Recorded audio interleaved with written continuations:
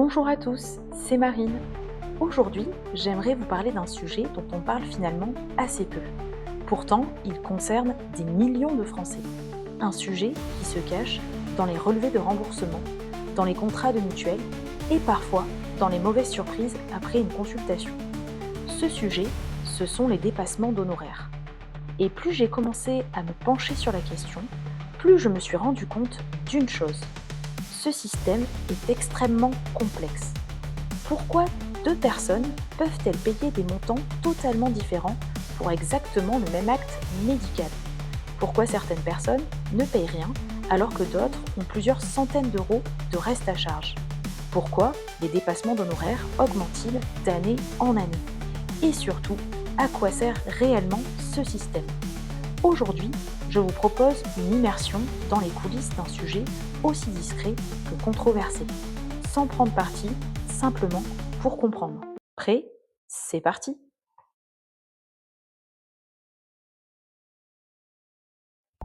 Imaginons deux patients. Claire, 47 ans, elle consulte un gynécologue. Consultation, 30 euros. Remboursement presque intégral. Maintenant, Sophie, même âge, même motif, même durée de consultation, mais cette fois, la consultation coûte 90 euros, soit 60 euros de plus et parfois davantage. La question est, comment est-ce possible?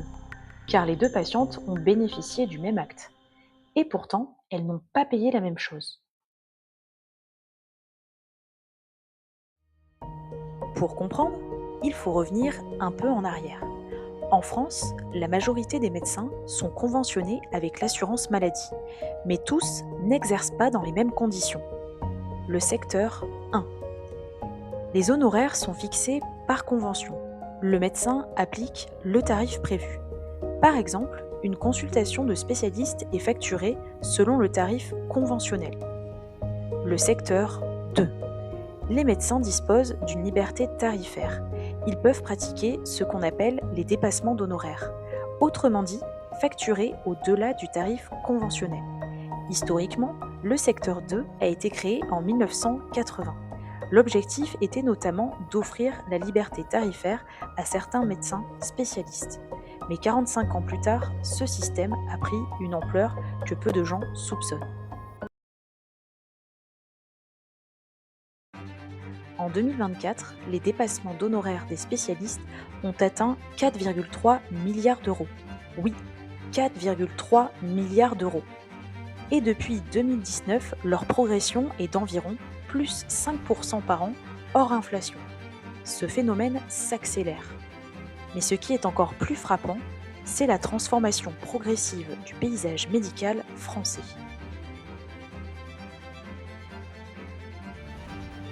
En 2000, 37% des spécialistes exerçaient en secteur 2, contre 56% aujourd'hui.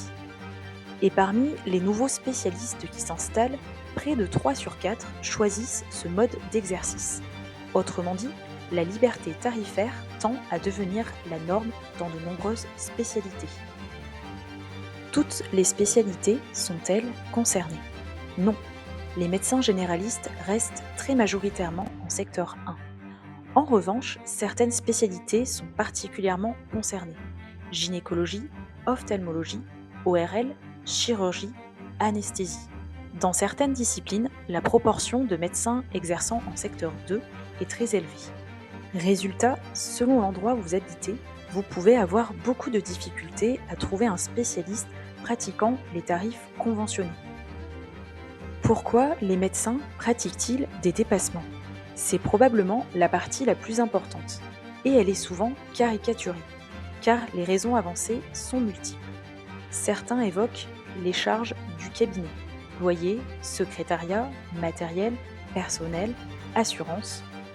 D'autres mettent en avant la faible valorisation de certains actes. D'autres encore évoquent le temps passé avec les patients, ou encore le coût de l'installation dans certaines grandes villes. Plusieurs praticiens expliquent également adopter leurs tarifs selon la situation sociale de certains patients. Encore une fois, le but ici n'est pas de dire qui a raison ou tort, mais simplement de comprendre les mécanismes. Là où les patients découvrent souvent le problème. Car dans la pratique, ce système peut parfois être déroutant. Prenons un exemple fictif. Consultation, 90 euros.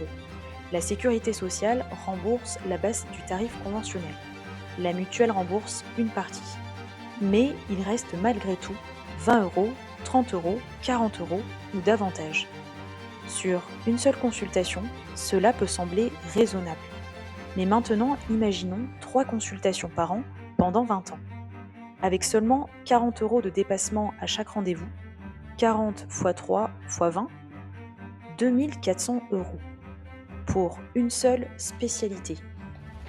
Et certaines personnes consultent plusieurs spécialistes. Un autre phénomène est particulièrement surveillé, les dépassements d'honoraires en imagerie médicale.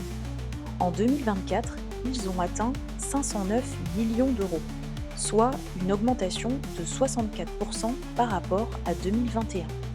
Ils représentent désormais environ 14,5% des honoraires des radiologues et médecins nucléaires. Un chiffre qui montre que le phénomène ne concerne pas uniquement les consultations spécialisées. Selon le département, la ville ou même le quartier, la situation est très différente.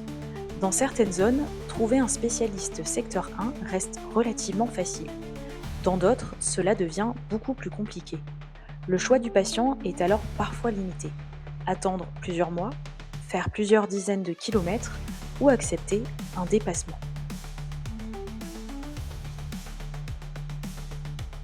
Plus les dépassements augmentent, plus les complémentaires santé sont sollicités.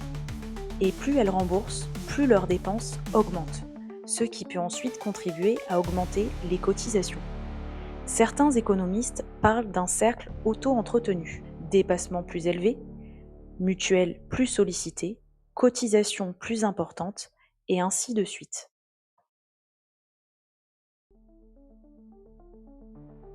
En conclusion, je dirais que le sujet des dépassements d'honoraires est complexe. Il touche l'organisation du système de santé, la rémunération des médecins, l'accès aux soins, les mutuelles et bien sûr le portefeuille des patients. Une chose est certaine, ces 4,3 milliards d'euros de dépassement ne sont pas simplement des chiffres. Ils racontent l'évolution du système de santé français depuis plusieurs décennies. Et peut-être qu'avant de débattre, la première étape est simplement de comprendre. Parce que ce qui est silencieux n'est pas forcément invisible.